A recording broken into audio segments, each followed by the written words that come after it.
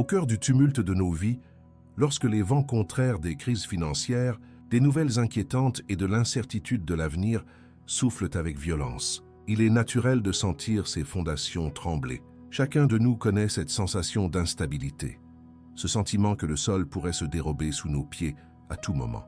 Nous cherchons un abri, un refuge, un lieu de sûreté où notre âme puisse trouver le repos et la force de persévérer. Et si cet abri n'était pas une destination lointaine, mais une forteresse à construire en nous pierre par pierre, selon un plan divin laissé pour nous dans la sagesse éternelle des Écritures. Une invitation est lancée aujourd'hui, non pas à fuir la tempête, mais à découvrir le secret pour lui faire face avec une sérénité inébranlable, en activant une puissance intérieure que nous ne soupçonnions peut-être pas. Ce plan, ce code sacré pour une existence qui ne peut être brisée, se trouve caché dans la profondeur et la majesté du psaume 112. Il ne s'agit pas simplement de lire ou de réciter des versets anciens, mais de s'engager dans un processus de transformation spirituelle, un voyage destiné à rebâtir notre être intérieur sur le roc de la promesse divine. Nous nous apprêtons à explorer ensemble comment chaque mot de ce psaume est une clé qui déverrouille une dimension de force, de paix et de stabilité que le monde ne peut ni donner ni reprendre. Préparez votre cœur à recevoir, votre esprit à comprendre et votre âme à être fortifiée. Car nous allons commencer à poser la première pierre de votre forteresse intérieure, un sanctuaire où la peur est remplacée par la foi et l'anxiété par une confiance ferme et durable en l'Éternel. Écoutons maintenant avec un cœur ouvert et un esprit réceptif la plénitude du psaume 112. Ce ne sont pas de simples mots, mais les plans architecturaux de notre forteresse intérieure. Chaque verset est une pierre angulaire, chaque phrase un rempart. Recevons-le comme une parole vivante, une instruction divine pour notre transformation. Le voyage commence par une invitation à la louange, car c'est dans l'adoration que le cœur s'aligne avec son Créateur. Le premier verset déclare « Louez l'Éternel ». Heureux l'homme qui craint l'Éternel, qui trouve un grand plaisir à ses commandements. C'est ici le portail d'entrée. La crainte de l'Éternel n'est pas une peur qui paralyse, mais un respect si profond qu'il réoriente toute notre existence. C'est trouver sa joie non pas dans les plaisirs éphémères du monde, mais dans la sagesse immuable de la loi divine. La promesse commence alors à se déployer, non seulement pour l'individu, mais pour tout ce qui lui est rattaché, pour son héritage et son avenir. Le psaume continue en affirmant « Sa postérité sera puissante sur la terre, la génération des hommes droits sera bénie ». Ceci est une déclaration prophétique sur l'impact de notre vie. La forteresse que nous bâtissons aujourd'hui n'est pas seulement un abri pour nous-mêmes, mais une citadelle d'où sortiront des générations fortes, influentes et bénies. La stabilité d'un parent juste devient le fondement sur lequel ses enfants et les enfants de ses enfants pourront construire, portant en eux un héritage de faveur divine qui transcende les richesses matérielles. Le plan divin intègre ensuite la dimension matérielle et temporelle, montrant que la spiritualité n'est pas déconnectée de notre quotidien. Le troisième verset nous assure « Il a dans sa maison bien-être et richesse, et sa justice subsiste à jamais ». La bénédiction de Dieu apporte un ordre divin dans nos foyers. Le bien-être mentionné ici est le shalom hébreu, une paix complète, une intégrité qui touche la santé, les relations et les finances. La richesse est la conséquence d'une vie gérée selon les principes divins de la justice.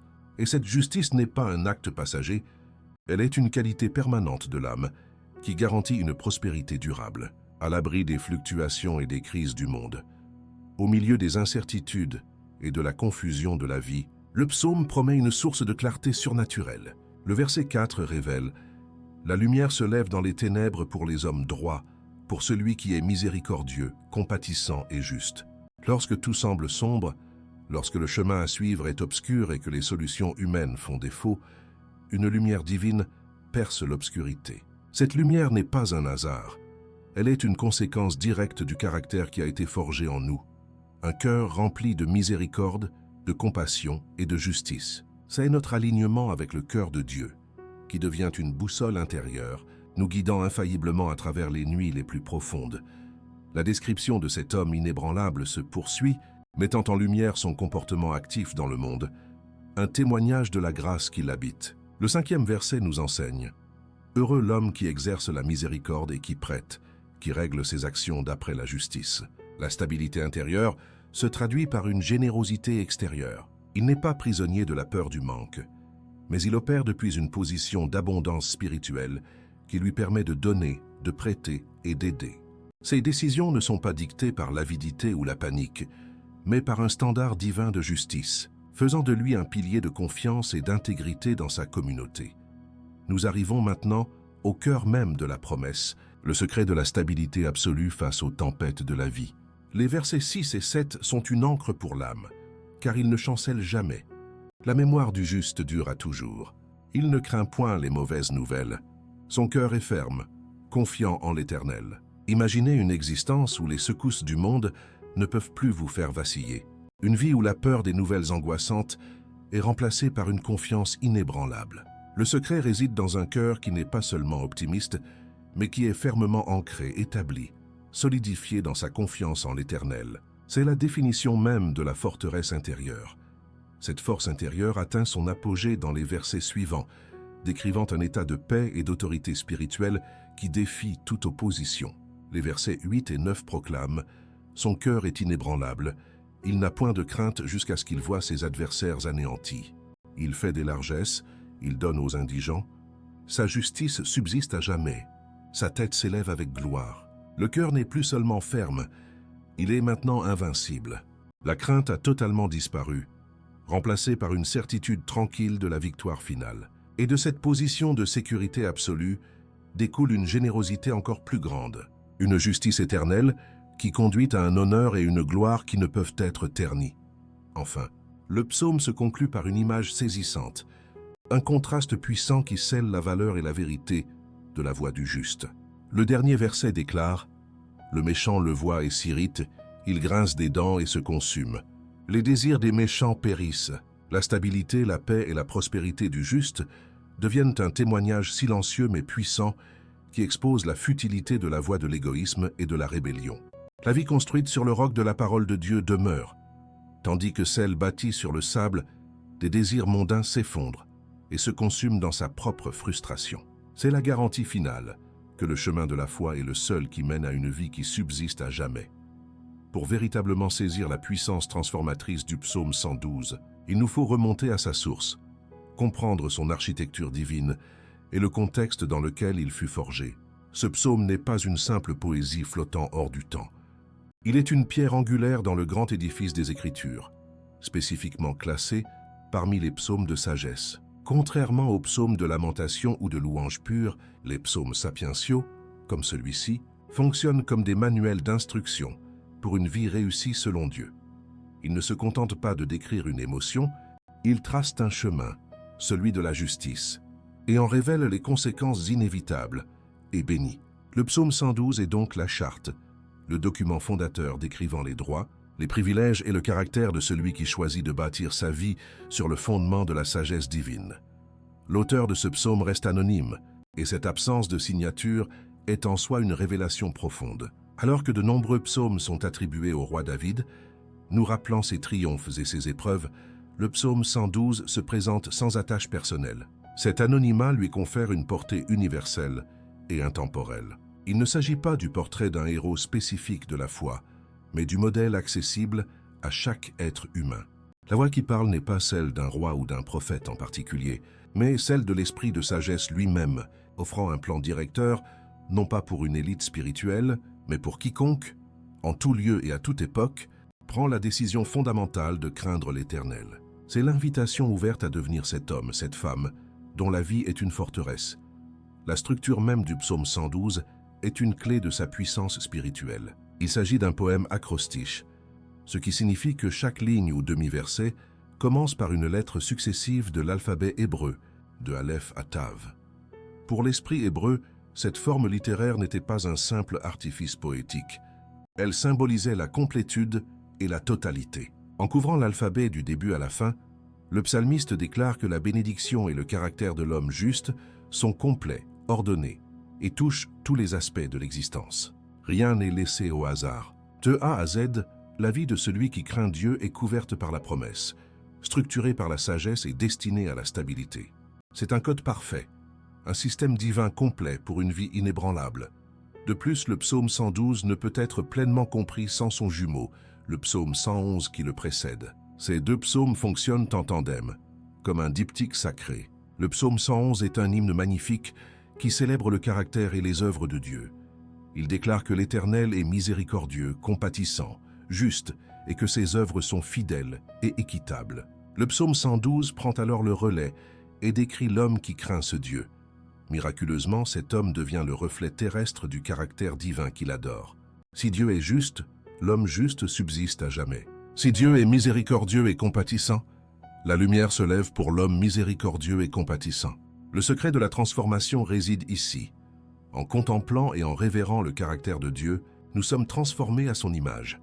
Le concept central, la porte d'entrée de cette forteresse, est la crainte de l'Éternel. Il est impératif de comprendre que cette crainte n'a rien à voir avec la terreur ou l'angoisse. Dans le langage biblique, la crainte de l'Éternel est un mélange de respect profond, d'émerveillement, d'obéissance aimante et d'une conscience aiguë de sa sainteté et de sa majesté. C'est l'acte de réorienter toute son existence, de faire de la volonté et de la nature de Dieu le centre de gravité de sa vie. Les proverbes nous enseignent que c'est le commencement de la sagesse. C'est le premier pas qui aligne notre boussole intérieure sur le nord magnétique de la vérité divine.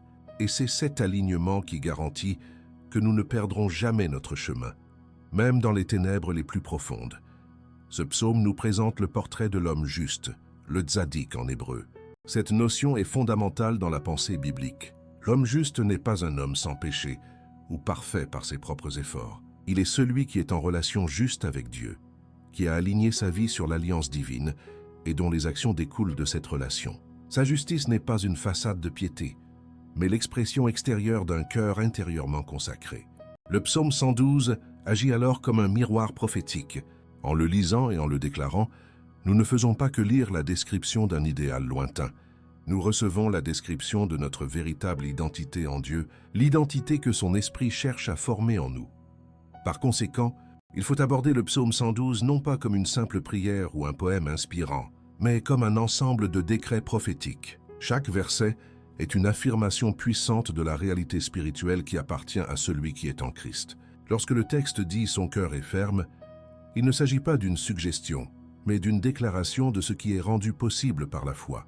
Lorsque nous proclamons ces paroles, nous ne demandons pas à Dieu de nous rendre stables. Nous nous approprions par la foi la stabilité qu'il a déjà promise. Nous activons une technologie spirituelle, un code divin qui reprogramme notre âme pour qu'elle passe de l'anxiété à la confiance, de la peur à la fermeté. Enfin, l'incarnation parfaite et ultime de l'homme du psaume 112 est Jésus-Christ lui-même. Il est la lumière qui s'est levée dans les ténèbres, celui dont le cœur était parfaitement ferme et confiant en son Père, même face à la croix. Il est celui dont la justice subsiste à jamais et dont la tête a été élevée avec gloire. Pour le croyant, le pouvoir de ce psaume est décuplé, car il ne s'agit plus d'atteindre un standard par nos propres forces. Il s'agit de nous revêtir de Christ, de permettre à sa vie, qui est l'accomplissement de ce psaume, de se manifester à travers nous. En nous engageant dans ce parcours, nous ne faisons pas que suivre un ancien texte. Nous nous connectons à la puissance de la vie du Christ ressuscité, invitant sa nature inébranlable à devenir la substance même de notre être, pour que la construction de cette forteresse intérieure ne soit pas une simple aspiration, mais une réalité tangible. Il est crucial de comprendre qu'il existe une clé spirituelle cachée, un principe divin qui gouverne le processus de transformation. Ce voyage de 35 jours n'est pas un parcours arbitraire, mais une immersion dans une technologie spirituelle précise, encodée dans les rythmes et les nombres que Dieu lui-même a établis. Le psaume 112 n'est pas seulement une description de l'homme juste, il est le plan d'activation de cette identité en nous. La clé ne réside pas dans la simple lecture des mots, mais dans la compréhension du mécanisme par lequel ces mots divins remodèlent notre réalité intérieure, jour après jour, selon un calendrier céleste.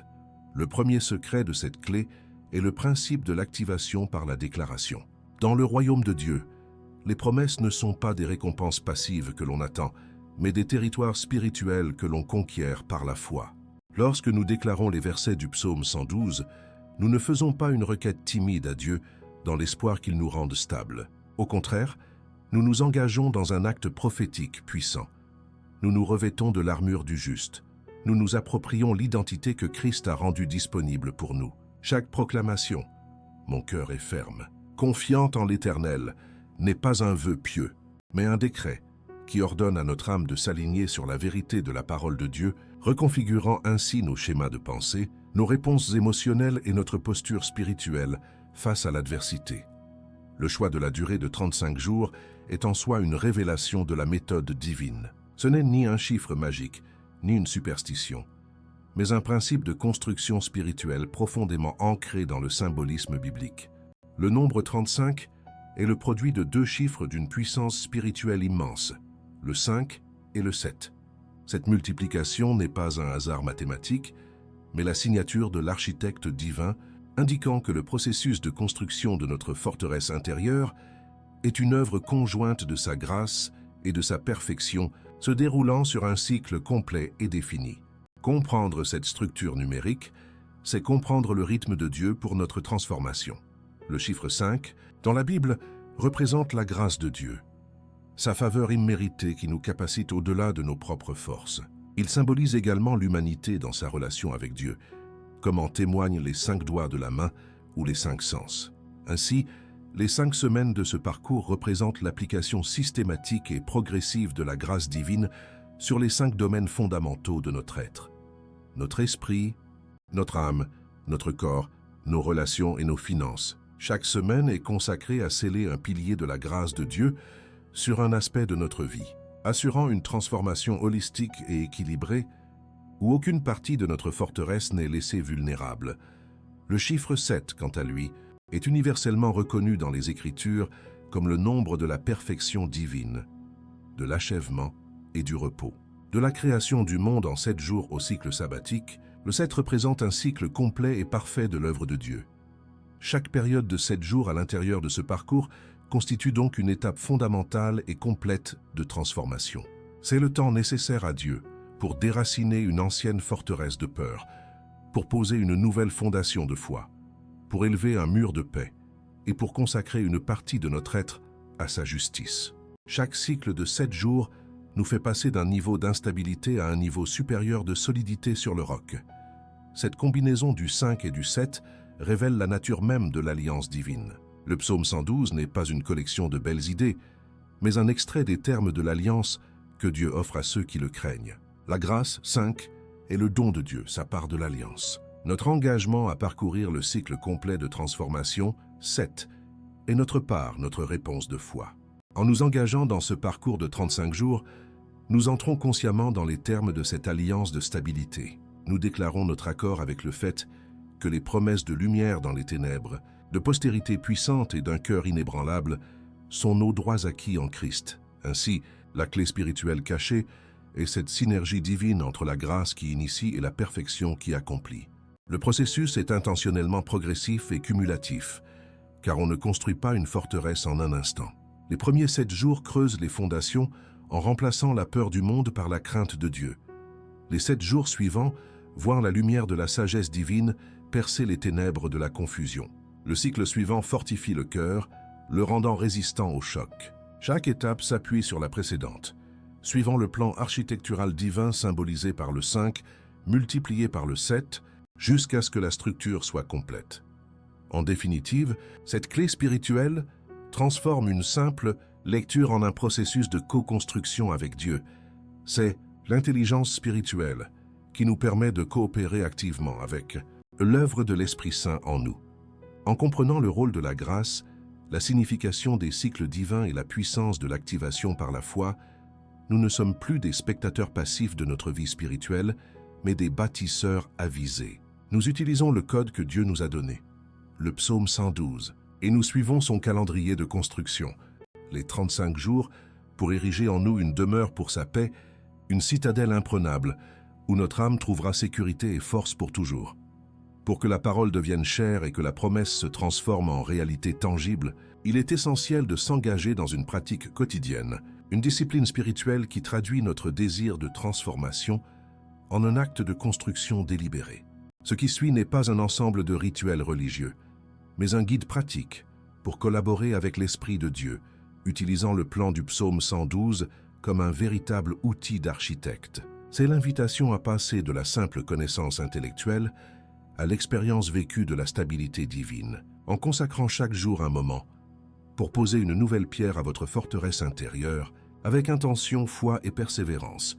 Le premier pas consiste à sanctuariser un moment et un lieu. Il est recommandé de choisir le début de la journée, avant que le tumulte du monde ne vienne solliciter votre attention et disperser vos pensées.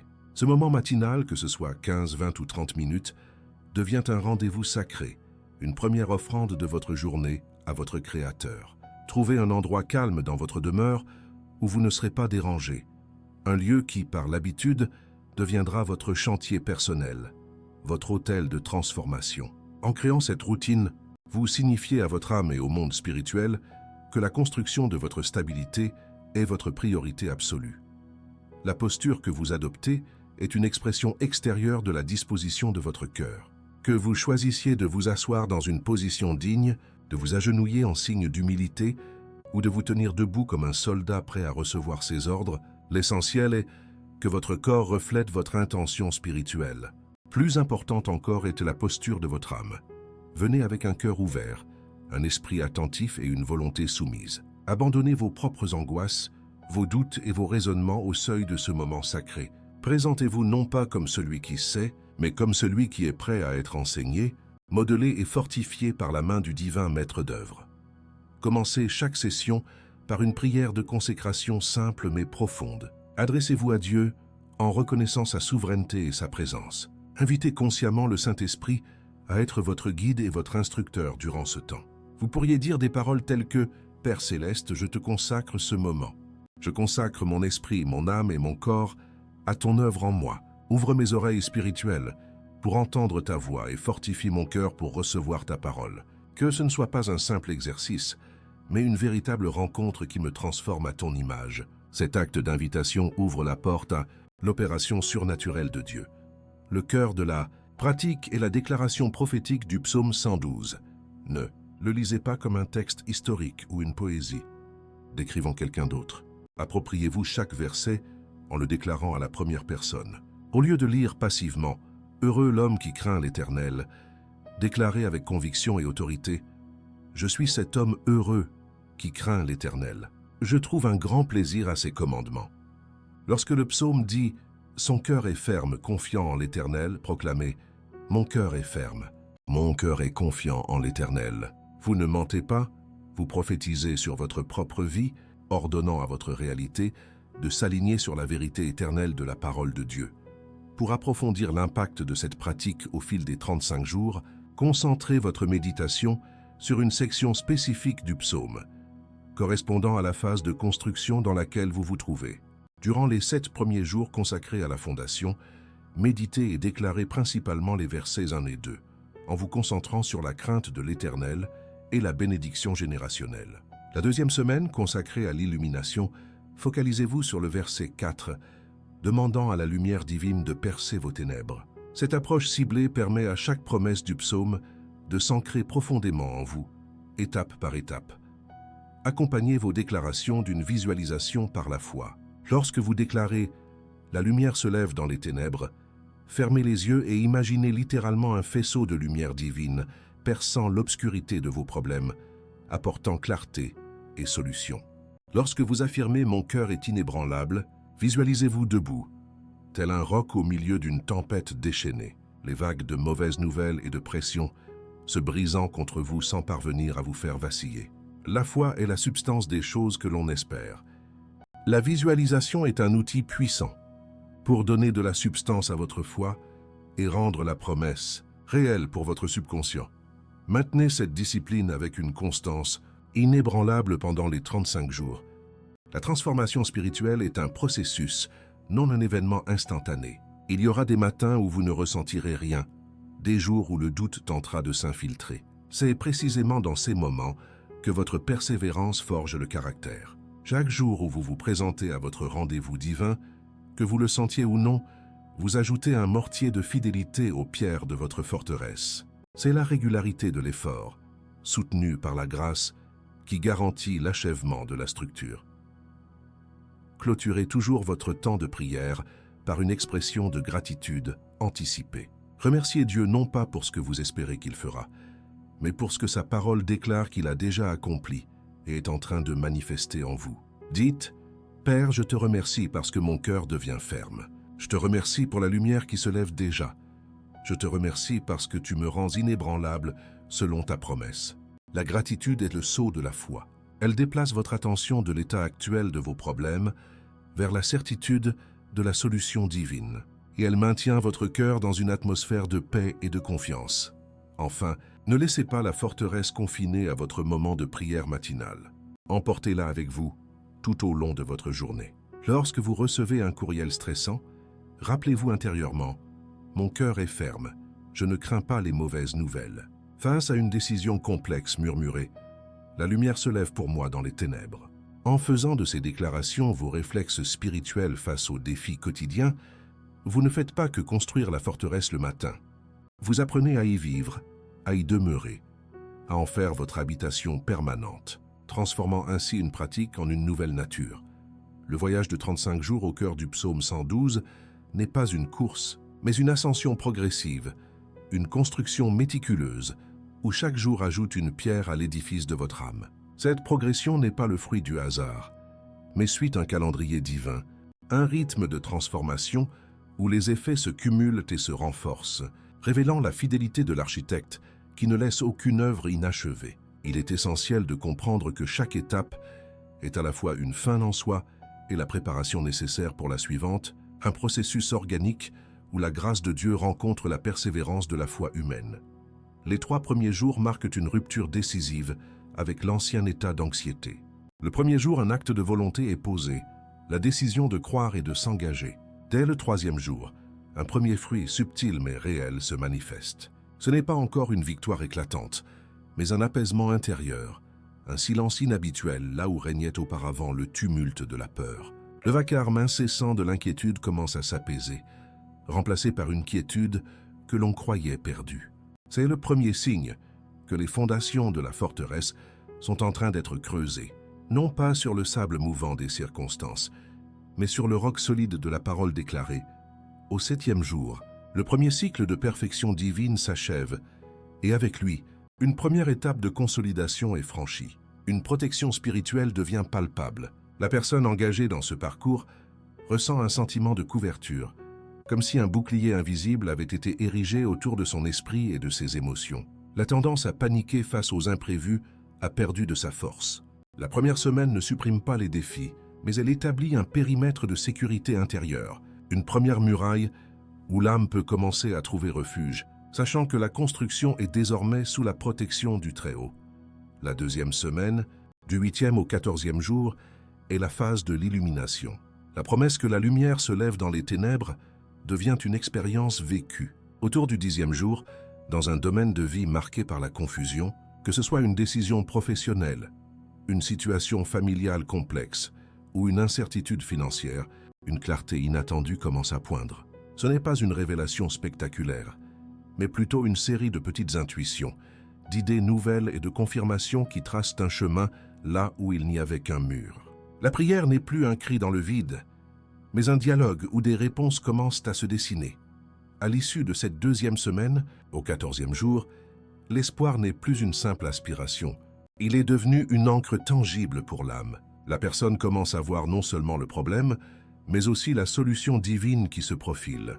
Le brouillard de l'abattement se lève, révélant les premiers pas concrets à poser. Cette clarté renouvelée apporte une énergie nouvelle, une motivation qui n'est plus basée sur la force de la volonté humaine, mais sur la confiance que Dieu est en train d'éclairer le chemin, un pas à la fois, transformant l'incertitude en une attente confiante. La 3e semaine, du 15e au 21e jour, est le creuset de la fortification du cœur. C'est durant cette période critique que la foi est souvent mise à l'épreuve par une mauvaise nouvelle ou une provocation extérieure. Cependant, la réaction a changé. Au lieu de l'effondrement immédiat d'autrefois, il y a désormais un réflexe spirituel, un temps de pause où la première réponse est de se tourner vers la promesse. Mon cœur est ferme, confiant en l'Éternel. C'est la preuve que le muscle de la foi est en train de se développer, que le cœur apprend à absorber les chocs sans se briser. Le 21e jour marque un point de bascule spirituel majeur, correspondant à un cycle reconnu de rupture des habitudes. À ce stade, l'habitude de la peur est brisée. La paix intérieure n'est plus une sensation fragile et intermittente. Elle est devenue une forteresse en soi, une position de force. Cette paix n'est plus passive. Elle devient une arme spirituelle active qui fait taire le mensonge et l'intimidation. Le cœur n'est plus simplement consolé, il est fortifié, capable de rester stable même lorsque le vent souffle avec violence. La promesse du psaume 112 commence à devenir la nouvelle nature de l'âme. La 4e semaine, du 22e au 28e jour, voit la transformation intérieure déborder et devenir visible à l'extérieur. C'est la phase de la manifestation. L'entourage commence à remarquer le changement, un calme nouveau, une sagesse dans les décisions, une absence de réactivité face au stress. La promesse de bien-être et de richesse dans la maison se manifeste par un ordre divin qui s'installe dans les finances, les relations et l'atmosphère du foyer. Des faveurs inattendues se produisent, des portes s'ouvrent, des ressources arrivent de manière qui défie la logique humaine. Au 28e jour, la personne n'est plus seulement une forteresse pour elle-même, elle devient un abri pour les autres. Sa instabilité attire ceux qui sont dans la tourmente. Elle devient une source de conseils et d'encouragement, non pas en citant des théories, mais en partageant la réalité de sa propre transformation. Sa vie commence à incarner la générosité de l'homme, juste qui donne et qui prête, car elle opère désormais depuis un lieu d'abondance spirituelle et de sécurité intérieure, libérée de la peur du manque. La 5e et dernière semaine, du 29e au 35e jour, est celle du sceau de la justice. La pratique quotidienne n'est plus un effort discipliné, mais l'expression naturelle d'une identité nouvelle. La personne ne s'efforce plus de croire, elle est devenue croyante. Elle n'essaie plus d'être juste. Ses actions découlent naturellement d'un cœur aligné sur la justice de Dieu. Son identité inébranlable n'est plus une aspiration, mais son état d'être fondamental. Au 35e jour, le cycle de construction est complet. La forteresse intérieure est achevée, consacrée et habitée par la paix de Dieu. Ce n'est pas la fin du chemin, mais le début d'une nouvelle manière de vivre. En regardant en arrière, la personne voit le chemin parcouru, non pas par sa propre force, mais par la puissance d'une parole vivante qui a remodelé son être. La peur a été détrônée et la confiance règne en maître. L'instabilité a cédé la place à une fermeté qui subsiste à jamais. Ce parcours de 35 jours révèle que la stabilité n'est pas une destination que l'on atteint par hasard, mais une demeure que l'on bâtit délibérément, jour après jour, en partenariat avec le divin architecte. Chaque phase, chaque étape, chaque jour a eu son importance cruciale, déracinant une faiblesse et implantant une force divine. La vie qui en résulte est un témoignage vivant que la promesse du psaume 112 est vraie, accessible et puissante pour transformer quiconque choisit de faire de la crainte de l'Éternel le fondement de son existence. Les promesses divines, bien que puissantes et éternelles, peuvent parfois sembler lointaines, comme des étoiles brillantes, mais inaccessibles dans le firmament de la théologie. C'est le témoignage vécu, l'histoire d'une vie transformée, qui agit comme un télescope pour l'âme, rapprochant la promesse céleste jusqu'à ce qu'elle devienne une réalité palpable et inspirante. Les récits de ceux qui ont parcouru ce chemin avant nous ne sont pas de simples anecdotes. Ils sont la preuve vivante que le code du psaume 112 n'est pas une théorie, mais une force opérante, capable de bâtir des forteresses de paix au milieu des ruines de la peur. Ces histoires sont des échos de la fidélité de Dieu à travers le temps, nous invitant à croire que ce qu'il a fait pour un autre, il est tout aussi désireux et capable de le faire pour nous. Considérons l'histoire d'Étienne, un artisan ébéniste de Bordeaux, dont le petit atelier familial, transmis sur 3 générations, se trouvait au bord du précipice de la faillite. L'augmentation des coûts des matières premières, couplée à une baisse soudaine des commandes, avait transformé son rêve en un cauchemar quotidien. Chaque appel téléphonique était une source d'angoisse, chaque lettre une menace potentielle. La peur était son compagnon constant, murmurant des scénarios de ruine et de honte. C'est dans ce désert de désespoir qu'il a découvert le parcours du psaume 112, s'y accrochant comme un homme qui se noie à une bouée de sauvetage, commençant le voyage, non pas avec une grande foi, mais avec une obéissance fatiguée et un murmure d'espérance. Les premiers jours furent un combat, déclarait mon cœur est ferme, alors que tout en lui tremblait semblait être un mensonge. Pourtant, il persévéra. Autour du 6e jour, il remarqua un changement subtil. Le nœud serré dans son estomac s'était légèrement desserré. Il dormait 1 heure de plus sans se réveiller en sursaut. Puis, durant la 2e semaine, celle de l'illumination, Une idée lui vint pendant sa méditation matinale. C'était une idée simple, une nouvelle approche pour utiliser des chutes de bois qu'il considérait auparavant comme des déchets. Cette idée, née non pas de la panique mais d'un esprit apaisé, allait devenir la première pierre de la reconstruction de son entreprise. Le véritable test survint au cours de la 3e semaine, qu'il reçut un appel de son principal fournisseur, l'informant d'une nouvelle augmentation drastique des prix. Une nouvelle qui, un mois plus tôt, l'aurait anéanti. Mais sa réaction le surprit lui-même. Il ressentit le choc, mais celui-ci ne le submergea pas. Une paix surnaturelle, forgée par 20 jours de déclaration, tenait bon. Au lieu de paniquer, il répondit calmement qu'il allait réfléchir à une solution. Cette fermeté inattendue lui donna l'autorité intérieure nécessaire pour négocier, et plus tard, pour voir une porte s'ouvrir vers un nouveau fournisseur local, une connexion qu'il n'aurait jamais envisagée dans son état d'anxiété précédent. Sa forteresse intérieure était devenue son plus grand atout commercial. Pensons aussi à Nathalie, une mère de famille de la région de Lille, dont le cœur était rongé par une anxiété constante pour ses 2 adolescents. Elle voyait les dangers du monde, les mauvaises influences et l'incertitude de leur avenir, et chaque jour était une bataille contre des pensées catastrophiques. Ses prières étaient devenues des litanies de peur, implorant Dieu d'empêcher le pire au lieu de croire pour le meilleur. En s'engageant dans le parcours du psaume 112, elle fut particulièrement frappée par la promesse « Sa postérité sera puissante sur la terre ». Elle décida de cesser de prier contre la peur et de commencer à prophétiser la promesse. Chaque matin, elle déclarait avec une foi grandissante « Mes enfants sont la postérité puissante de l'Éternel. La génération des hommes droits est bénie, et ils en font partie. » Ce changement de perspective a radicalement transformé l'atmosphère de son foyer. Son anxiété, qui se traduisait par un contrôle excessif et des avertissements constants, fut remplacée par une confiance sereine qui libérait ses enfants. Elle commença à les voir non plus comme des victimes potentielles, mais comme des leaders en devenir, porteurs d'une destinée divine. Cette foi agissante créa un espace de sécurité et d'encouragement où ses enfants purent s'épanouir. Quelques mois plus tard, les fruits de sa persévérance devinrent visibles.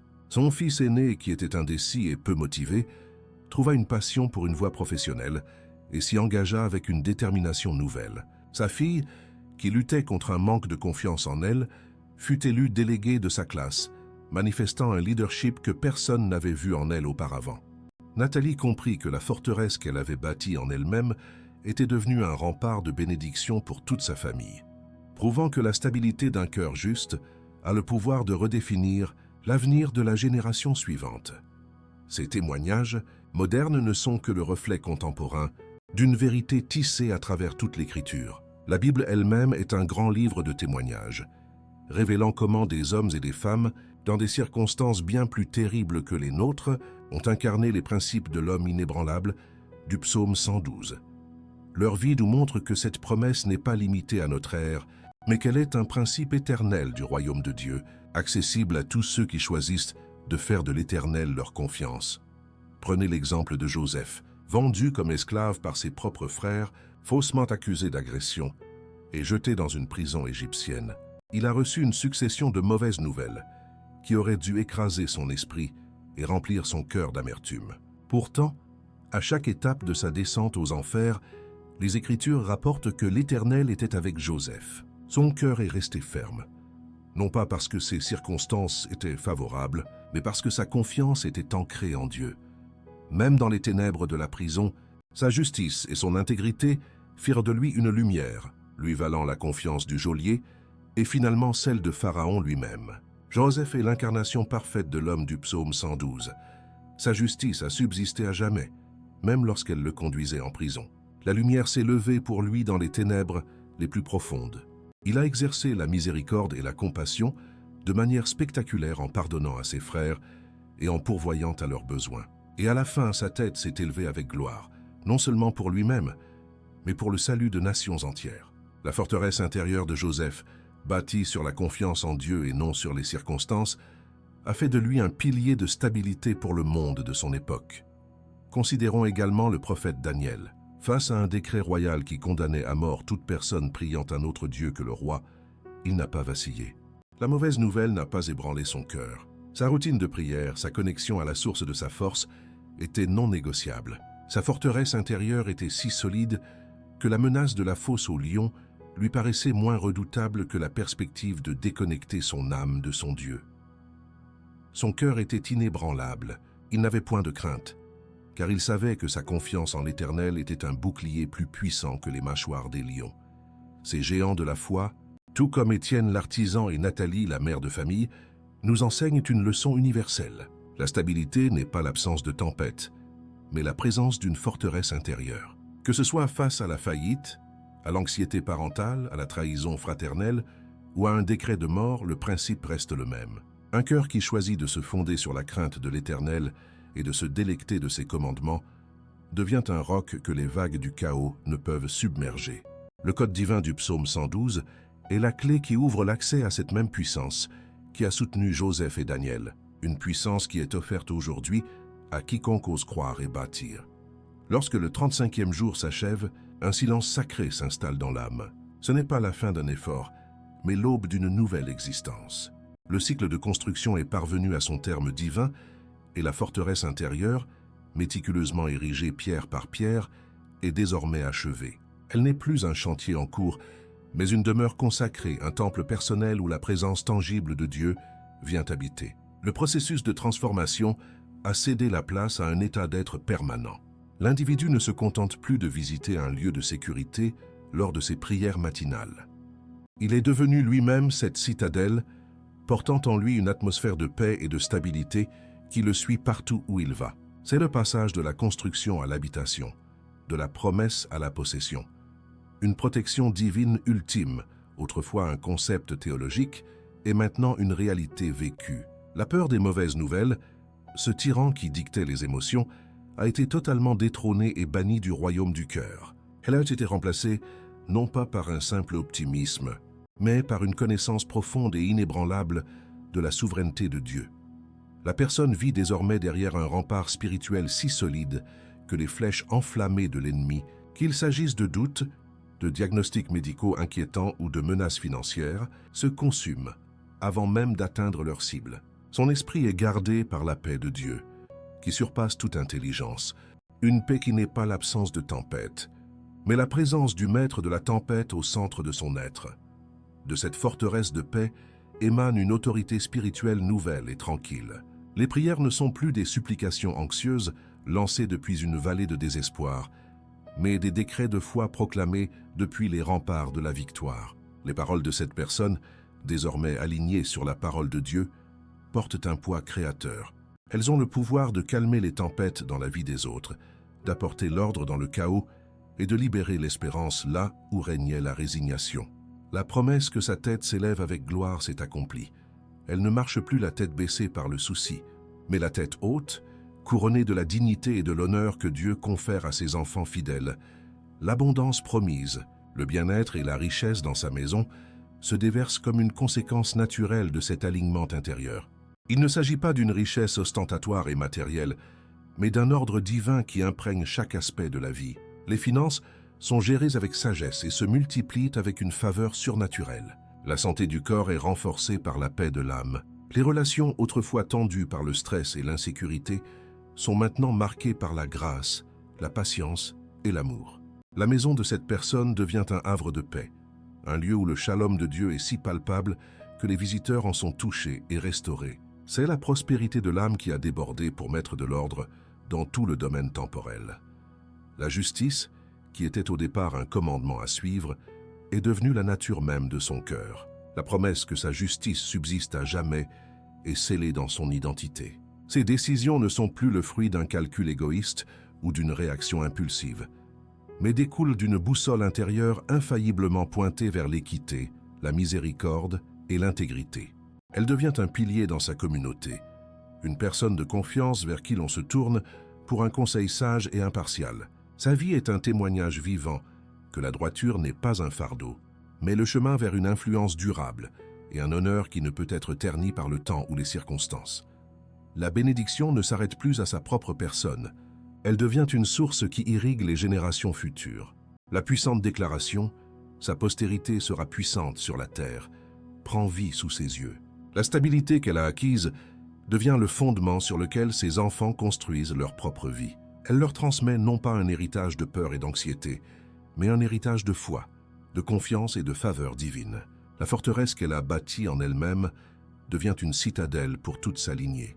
Un rempart spirituel qui protège et propulse sa famille vers une destinée de grandeur et de service dans le royaume de Dieu. Sa perception du monde est radicalement transformée. Elle ne voit plus les événements mondiaux à travers le prisme déformant de la peur et du chaos diffusé par les médias. Au lieu de cela, elle regarde le monde depuis le point de vue élevé de sa forteresse avec les yeux de la foi. Elle est capable de discerner la main de Dieu à l'œuvre même au milieu des troubles, de voir les opportunités là où d'autres ne voient que des crises. Elle devient un phare, une incarnation de la promesse que la lumière se lève dans les ténèbres, apportant clarté, espérance et direction à un monde perdu dans l'obscurité. Le contraste saisissant décrit à la fin du psaume devient une réalité observable. Sans aucun orgueil, sa vie de paix, de stabilité et de générosité devient un témoignage silencieux mais puissant. Le méchant le voit et s'irrite, non pas parce que le juste lui veut du mal, mais parce que la lumière expose les ténèbres et la futilité d'une vie construite sur l'égoïsme et la rébellion est mise en évidence. La paix du juste est un miroir qui révèle l'agitation intérieure de ceux qui ont rejeté la voie de Dieu, confirmant que seule une vie ancrée dans l'Éternel peut véritablement subsister.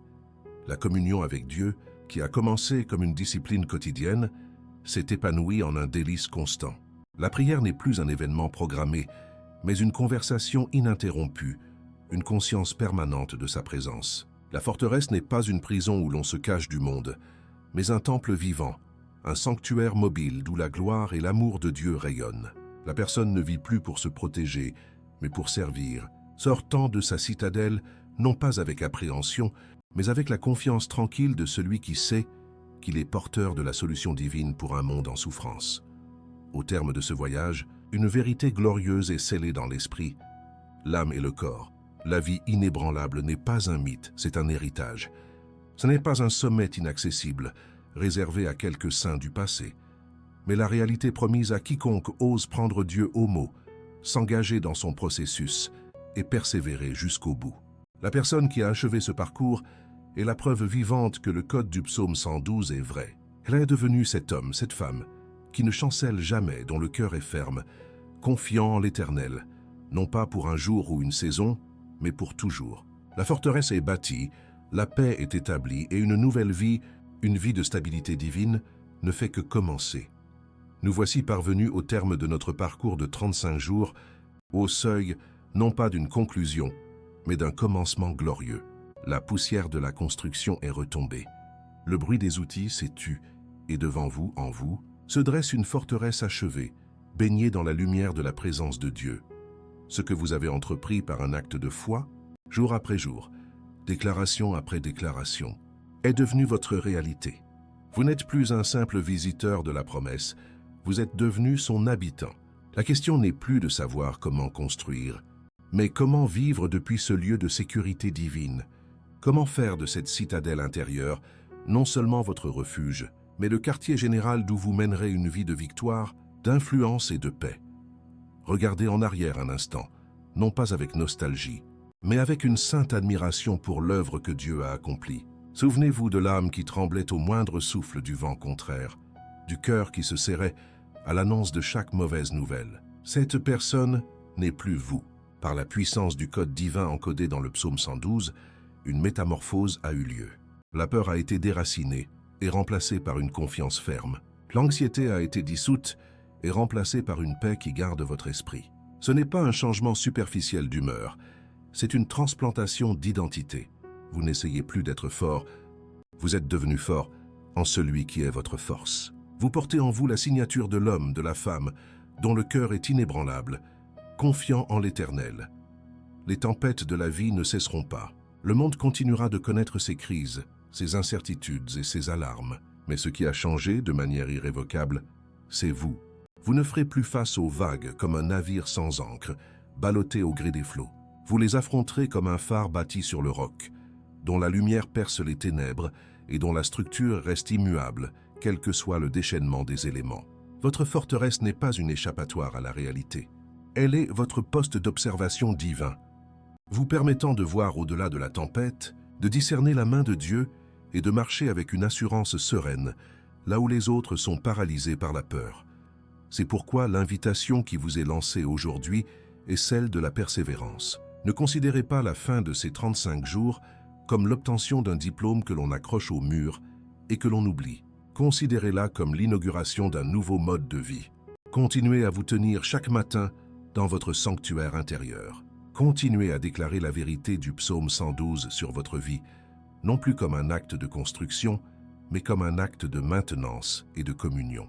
C'est en demeurant dans la parole qui vous a transformé que vous assurerez la pérennité de votre forteresse et que vous permettrez à ses murs de s'élever encore plus haut, à sa paix de s'étendre encore plus loin. Sachez que la stabilité que vous avez reçue n'est pas un trésor à garder égoïstement. C'est un don destiné à être partagé. Votre paix deviendra un abri pour votre famille. Votre sagesse deviendra un conseil pour vos collègues. Votre confiance deviendra une source d'inspiration pour votre communauté. Vous êtes devenu un témoignage vivant, une preuve tangible que dans un monde qui s'effondre, il existe un royaume qui ne peut être ébranlé. En vivant depuis votre forteresse, vous accomplirez la plénitude de la promesse. Vous deviendrez cette lumière qui se lève dans les ténèbres, non seulement pour vous-même, mais pour tous ceux que Dieu placera sur votre chemin. Alors levez-vous. Levez-vous non plus dans la faiblesse de ce que vous étiez, mais dans la puissance de ce que Dieu a fait de vous.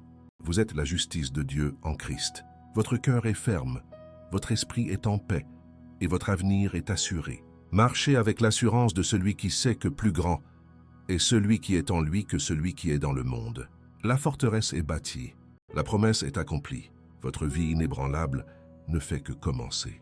Allez et vivez, non pas comme une victime des circonstances, mais comme un ambassadeur victorieux du roi des rois, dont la parole est vraie, dont la puissance est sans limite et dont la fidélité subsiste à jamais.